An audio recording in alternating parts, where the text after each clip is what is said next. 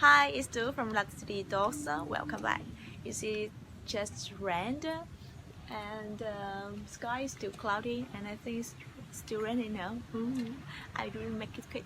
Okay, this small video is about close-up. I'll show you close-up of what happened when you pluck a hair, unintentionally or intentionally. Check it out. When you pluck a hair, you can see the roots. Actually, in this case, you can see even the hair bulb. And it can be soft and sticky. Well, you can stick it on your skin as well. Sorry. And the softer the hair roots, the stronger the hair strand it was before being plucked off. Take this comparison of a strong hair and weaker hair. See, the strong hair is a darker and stickier hair root comparing with the weaker hair.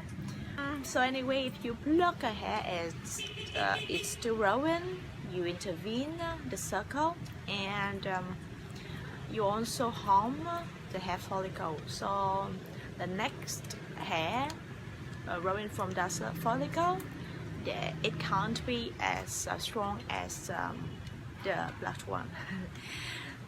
Except you care for your scalp and follicle correctly, properly, with Latutu Detox, for example. Stay healthy with us, Latutu Detox.